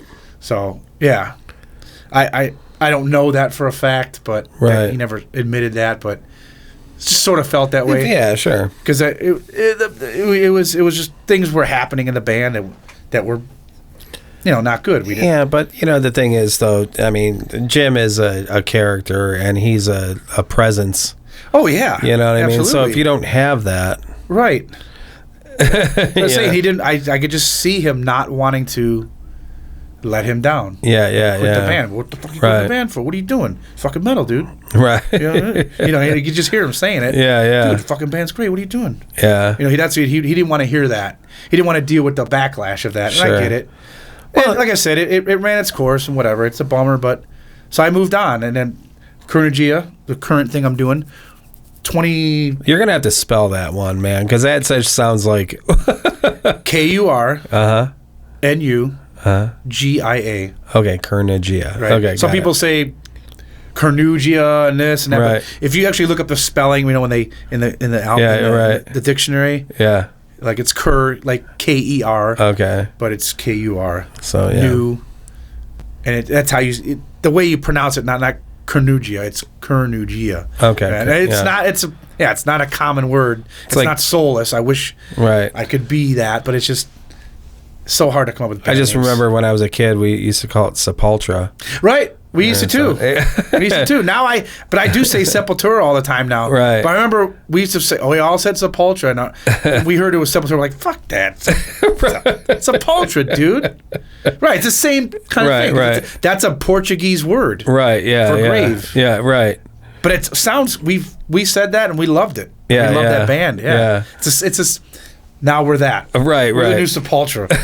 Yeah, we play shows and people get up. Give it up for Kurnugia. We're like, and you're always like trying to correct people, but it is what it is. Yeah. So what is that? Just like basic, just death metal or what? Pretty much. Yeah. Yeah. Like kind of like Solus was death metal, but more about the thrashy vocal. Yeah. Like high pitched vocal. Mm-hmm. This is more the low, like going sort of. For me, music-wise, going back towards like what I did with Decrepit. Well, you have metal. the singer from Embalmer. Yeah, Paul Ribic. Right. Paul Gorfiend, as he calls himself. Yeah, right. Paul Ribic. Yeah, he's the singer. Yeah. We had another singer, guitar player, but he had to drop out. Okay. Because of real life. Okay. Kids, family, jobs. So then you got Paul, and so we got Paul, and then we added. So we were a 4-piece then. So then Paul came in, just a singer. Okay. Doesn't play guitar. But he had a guy, which I knew but never jammed with. His name's Dylan. Okay. He played at Embalmer on and off. He's not an Embalmer now. He has another band, death metal band called Limb Splitter, which is another local band. Okay. He's a younger guy. Okay. He's 29 now. Oh, wow. But Paul's like, well, I'll come in. I can bring Dylan. Will probably do it. I'll ask him. So as far as having two, we still want to have 2 guitar players. Yeah. So now we're a 5-piece. I'm like, all right, yeah, talk to him. And he was down. So he came in this is like 20, I don't know, 2017 maybe. Okay. I was already doing the band. We were doing it. I'm impressed with your dates, by the way, because I can't remember shit. I'm pretty good with dates. If you ever do get Paul in here, he's good. He's good at recalling dates on like shows that just shows that have happened, not because we played like other bands. Of like, oh yeah, Morbid Angel played there on December 10th, 1994. That's crazy. I'm good with some of that, but he's pretty good with that. That's crazy. I'm like, yeah, it happened. Right. No, he's at some point in time. He's very good at recalling dates, dude. I'm pretty good with it. Yeah. As far as my personal stuff. Yeah. But I started doing it in 13. I was still Solus was still existing. I was doing both. But we were just writing. It was really slow process. Yeah. Writing with Kurnugia as opposed to like Solus. When I worked with them with Wayne, the guitar player, he would just churn. Just like nothing. He'd come, okay, here's a song. You know, he would make it even when home with the drum machine. He's like, that's kind of but you could do whatever you want on it. And 9 times out of 10, we were that locked in that what he did is what I was going to do anyways. Right. We were on the same page. We were playing together for so long at that time. We knew what we wanted and we did it. So now I start with a whole new different guys for Kurnugia that I never jammed with before. Right. Different guys, different scene. A lot of the stuff I did over the years was always incestuous. Right. Ringworm, Holy Ghost. It was all the same guys just kind of jumping around with exception of now and then a new guy here and there, but it was always that. So now I'm like an older guy starting off with guys I didn't know. Okay. And it works, but it's a slower process. Right. It was anyways when I first started. So okay, we're working on some music. We'll play a couple shows. Right. I'm still doing solos. That's fine. Whatever. Cool. Then, like I said, Solus disbanded in 16. Now, okay, well, let's put full focus on this now. Kurnugia now. Then my friend was still playing guitar and singing. Then I said his life was getting more complicated with real life things. Like he had one kid and he had another kid accidentally. So, okay, 2 kids at 43 or 44. Right. Whoa, you know. It's not a good thing for being in a band. Come to jam and drink beer. It's just not going to work. You got to take care of your kids. Yeah. The other guys in the band, they had kids, but they did it. They're grown. Right. That's why they're ready to do something now. Sure. Because all those years they weren't doing stuff. Right. They're raising their freaking kids. Right. I don't have kids, so it didn't matter to me. Likewise, yeah. So he stepped out. We brought Paul. We offered it to him. You know, he was like, yeah, I would do it. So he came in and offered Dylan. And I'm like, we got more serious about, okay, let's get some songs down. Let's try to get an album out. Let's try to get a deal. Let's try to find a label to do it. So this is Kurnugia? Yes. Okay. So we started pushing the band, you know, and we found a label in Italy that does death metal stuff called Memento Mori. Small label, but good distribution. And Isn't that a Lamb of God song? It might be. I think it is. Yeah, it's Memento Mori. I think it means like sorrow or something. Yeah. But in a different language. But this guy's label's called that. We knew of a label. It's a small underground label, but it's pretty big in the death metal underground scene. Yeah. He's got a good distro, you know. He gets the stuff around. He was interested, so he's like, "I'll do it when you guys have enough songs. You guys are ready. I'll do it." And what year was this? We put it out. Well, it finally came out in April of 20. That's interesting because it was in the middle of the pandemic. They were willing to do something? Well, we already had the deal all secured before that. Okay. Then got everything ready to go. And then literally the pandemic started happening while we're waiting for him to get the CD. That he was setting us up, like he was going to have the CDs at a certain point. Yeah. And didn't get them right away because the plant was getting pushed back. Okay. Because they're down, they're up, they're this, they're that. We ended up, I think we were supposed to get the CDs in February, and we got them in April. Yeah, because I know there's a couple other bands that they were getting ready to do something, and then the pandemic happened, and then like the label just kind of dropped everything. Oh, right. You know? I mean, that happened. It might have happened if we would have been like securing the deal then. It might have happened. Yeah. But I mean, it happened to a lot of bands. Yeah. You know, unfortunately. Yeah. See, we ended up getting them like 4 months later than we were supposed to because of all that crap. Right. And just him shipping them over here and just all that crap. Okay. You know what I mean? Yeah. So we finally got them. You know, they came out. Everything looks great. Everything came out nice. And then we wanted it. We wanted it to be on vinyl too. You know, but that guy he just does CDs. He doesn't do vinyl. Vinyl's a lot more expensive. Yeah. And we have the local metal label here, Hell's Headbangers Records, out in Medina, and those guys are international. Yeah. They put out bands, and they have a whole warehouse, and nice. They have a good thing. Yeah. And they already are involved with it, and they put out Embalmer stuff. And I know them, and but I don't know them that well, and I had no other connection business-wise with them. Sure. And Paul's like, we should talk. I'll talk to them, see if they're even be interested in it. Yeah. Just because now, we have a guy that he's already involved. So he threw it out, hey, would you guys want to put the album out on vinyl, and do you guys like it, or whatever, And they heard it, and they liked it. And they're like, yeah, we'll do it. That's what happened, too. So they've agreed to do it, did a layout, got it all nice record to do a black version, a colored version, poster. Great. And the pandemic, yeah. And getting vinyl got really screwed up. It's still screwed up. For labels getting record vinyls. You got to wait. You put an order for a record, they're telling you a year. Wow. Supply chain thing? Yeah. Something? I don't know. And there's not a lot of, there's only I think there's only 5 or 6 plants around the world that do vinyl. Oh, really? Which we have one here. Gotta Groove Records. Oh, nice. Steve works there. Yeah. We did the Gluttons album because we did it independently on vinyl. We did it through them. Okay. We funded it. Yeah, I saw Steve on. He was on some morning show or something. Gotta Groove. Yeah. Because he does he doesn't make the records, but he puts them together. Yeah. Yeah, it was with Kenny. Did you see it? Oh, yeah. Yeah, Kicking It With Kenny. Kicking It With Kenny. Yeah, I was at work because I take my break at 8 a.m. and I'm like, I'm sitting there with people I work with. I'm like, that's my fucking buddy. He's on TV. And he's trying to show Kenny, you put the record together. You know how Steve talks like this, and he just goes over here and you put that over there. I'm like, it's just hilarious. I'm like, yeah. And then somebody put it on YouTube or something. Yeah. That's where I actually seen it live. I'm like, on my break. I'm like, what the hell? But yeah, we did our record there, but that was before pandemic. We got it, and it took a while to get them, but we got them. But those guys at Hell's Headbangers, they have a lot of traffic. They got putting records out. They get stuff. I think their pressing comes from Czech Republic. Okay. So we put it in, and then the order we were supposed to get them. You mean Russia? Yeah. Well, they're gonna in about a year. They're probably gonna be. They're gonna move. Keep moving. Yeah, if they get their way, right? But so we were supposed to we had a certain point, a certain month or date we were supposed to get them. Yeah. And they didn't come. Because of all that, we just kept hearing bad things. Yeah. So okay, what did they say? And then Paul would just hit them up. Yeah, it might be such a date. And 2 months later, no. I think it actually came. We finally got the record.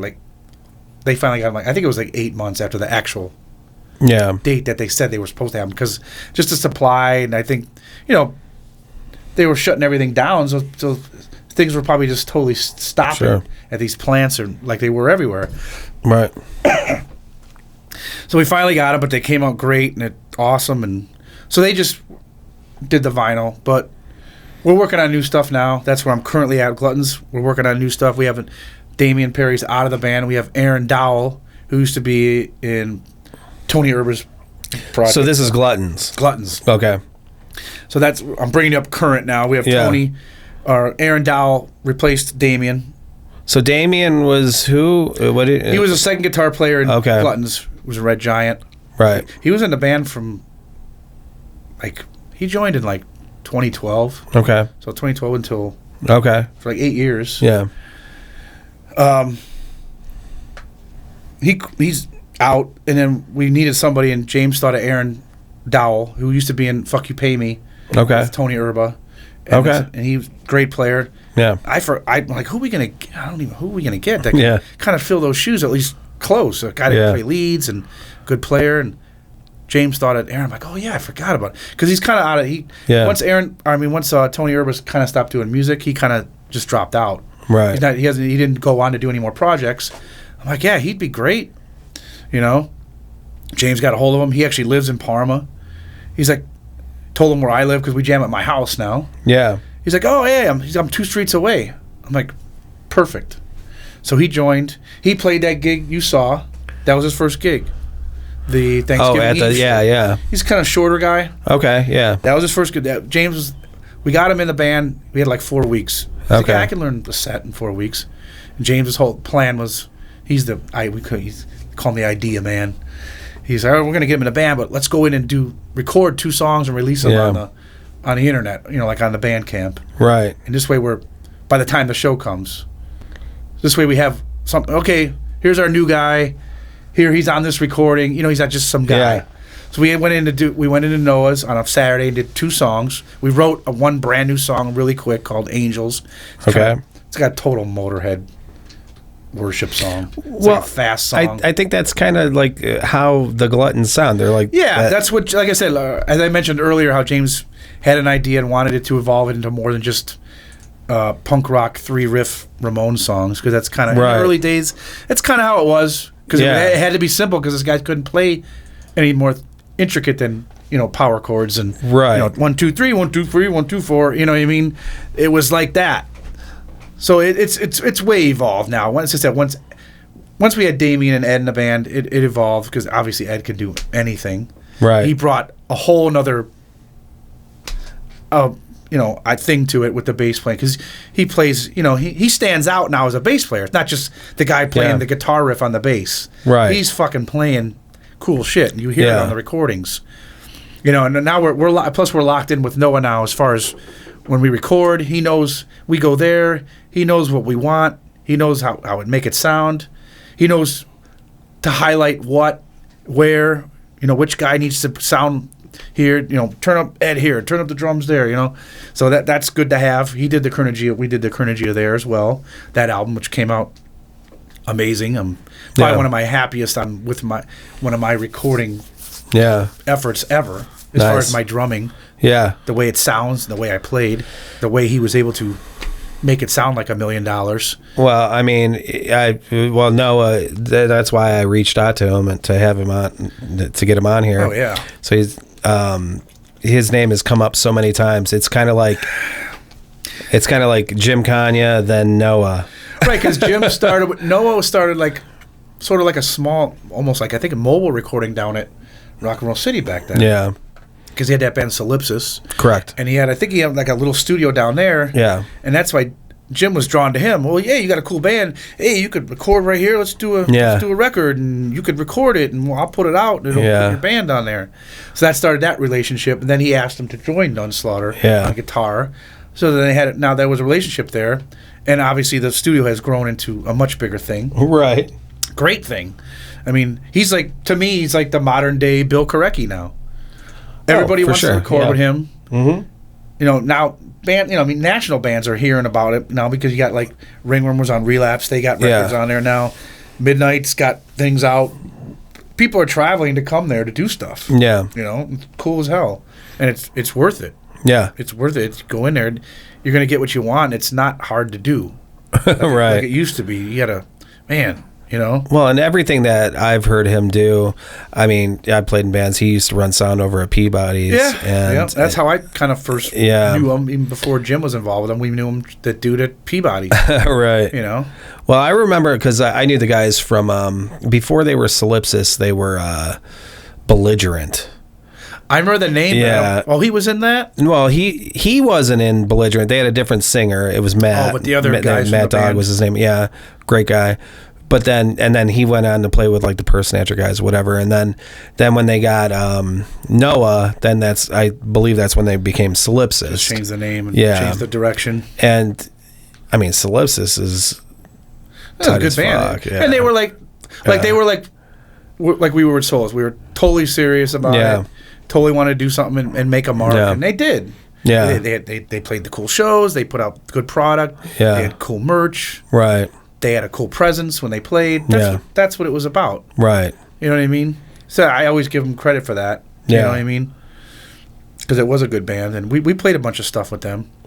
So what do you? So all right. So you got the Gluttons now. Are you guys like gonna do a tour or anything? No, I don't know if that band would ever tour. Well, I mean, probably not, because Ringworm's still gonna probably stay busy. Okay. So that's always a priority as far as whatever we work around their schedule. Right. But this band is more like I said, Solus was my baby. The Gluttons, to me, is more like James's baby. He loves it. I mean, we all do. But it's, he comes in with the riffs. He comes in with the ideas. Right. So I'm not saying never. Right. We definitely want to, we got the show on March 25th at Beachland. Okay. With a band called Church and State. It's a newer band I don't know much of, but I've heard them. They're good. And this band called Beast Killer. They're like 2-piece. Okay. It's just a drummer and a guitar player dude that sings. I've seen the videos. The drummer plays this crazy, like he plays his hi-hat like this high. Oh, yeah. And they're like this weird, cool thing. That's awesome, yeah. So, yeah, but they're playing. So at the Beachland. Beachland, March 25th to Friday. So 2 weeks from this Friday. Okay. We haven't done a lot as far as branching out from local, just because, like I said, people have schedules. Ringworm was always busy. Yeah. Ed's got things, whenever he's got stuff, we have to work around that. So, and then we have jobs, but we keep talking. James is like, hey, maybe we could do, go regionally, go to Pittsburgh, go to Detroit, right? Or go to New York or whatever. Sure. Maybe do some long weekends if we could find the right. Hook up with other bands or people that are offering us money to come play. Sure. That makes it worth it. Yeah, I'd do it. I'd love to get out with it. Yeah, we've never really been out. We went one time to New York in the old years when it was a 3-piece to New York years ago. And it was fun just to not play here. Yeah. And people hear our band, you know what I mean? Right. But now it'd be a lot more fun because the songs, it's way much more to it now. Yeah. I'm curious. I've been wondering this. I was just waiting for a good time. It seems like we kind of went through the things. How did he become the Human Furnace? I'm just kind of. That was actually what is that? When because he's an artist, Yeah. And he's a tattoo guy. Became a tattoo guy. Yeah. But before that, he was drawing. Okay. And that was like his pen name. Oh, that's it. Okay. He came up with that pen name. Okay. And then I think he was doing art before he even had Ringworm, and then obviously he did the Ringworm art always. Yeah. And then they started a band. This is my as far as I know, this is how it went. Okay. He's probably just like, fuck it, that's a cool name. Right. Yeah. Have like you got King Diamond and you got Human Furnace. Right. Because he loves King Diamond and all that, and we all love Kiss and just alter ego. Yeah. Sort of. And people love calling, hey, Furnace. Like, I remember we toured with bands, and the whole tour, they're, I'd call him James, and he's always dudes, Furnace. Like, it just become his thing. Right. It's kind of cool, but it was his. I just always thought it was cool. And he is a little Human Furnace. Con used to call him the Penguin. He's like the Penguin. He's like, Penguin from the Batman. Yeah. He's like, look, it's Penguin over there. And he is. He's a short dude, and he fucking screams like a furnace. That's awesome. I always thought it kind of fit. You know what I mean?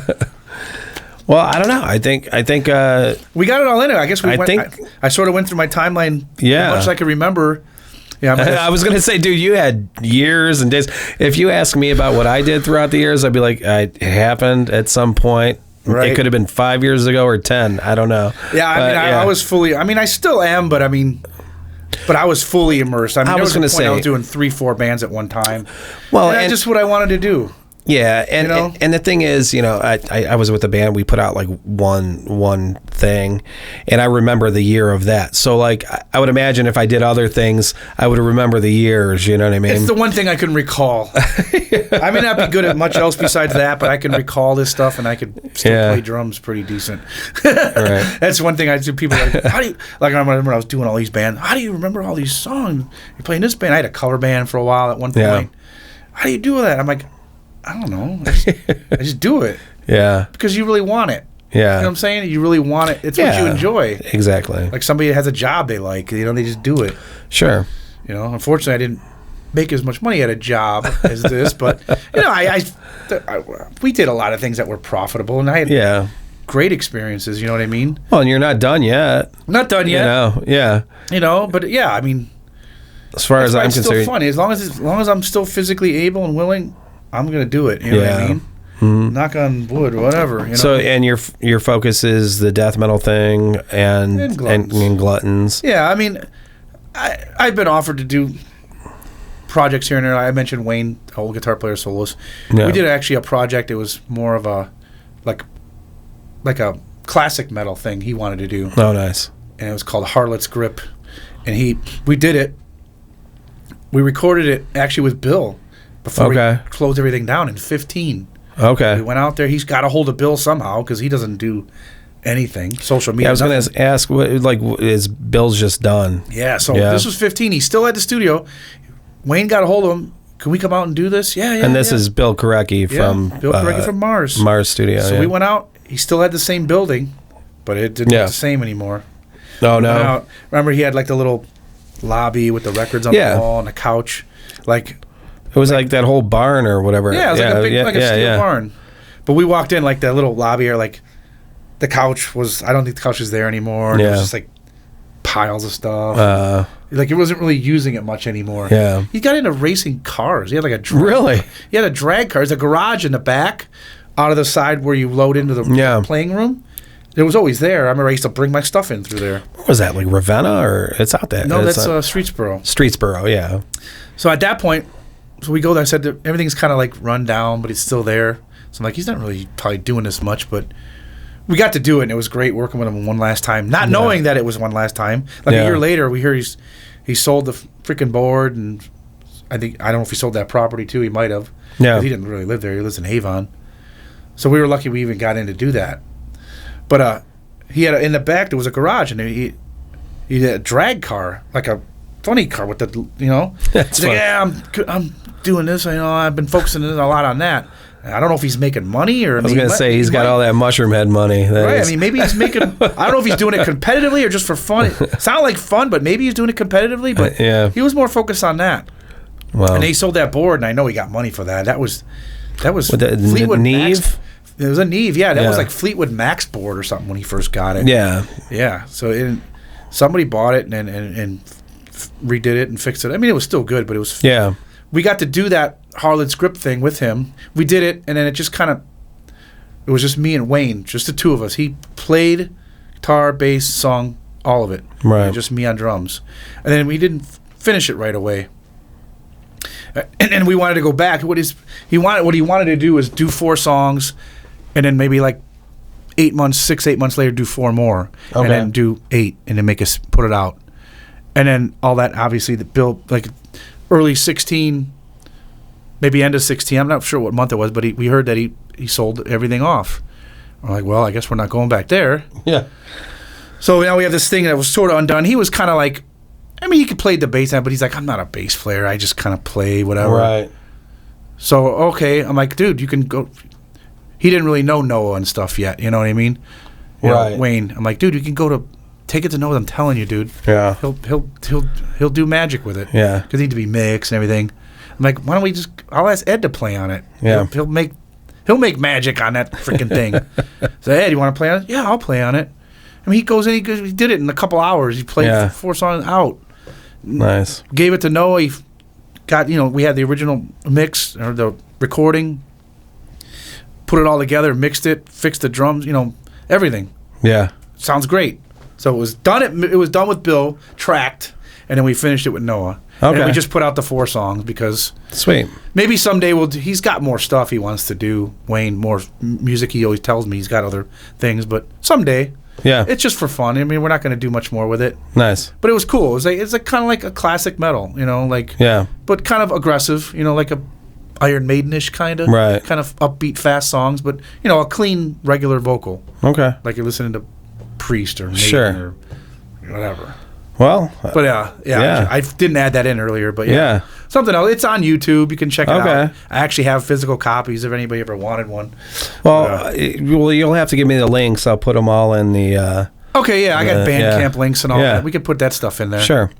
All right, but I think well, I'm gonna have you back on. Oh yeah, I mean, I'm more than welcome. I appreciate you asking me. Yeah, no, dude, it's very cool. Oh, dude, I'm excited. We were talking about it for a little while. Right, I know. And then I said I got some time on my hands. I'm like, I should get a hold of him. And I reached out, and I did. And I told Tripp Saturday. He's like, good. You should do it. I'm like, I know.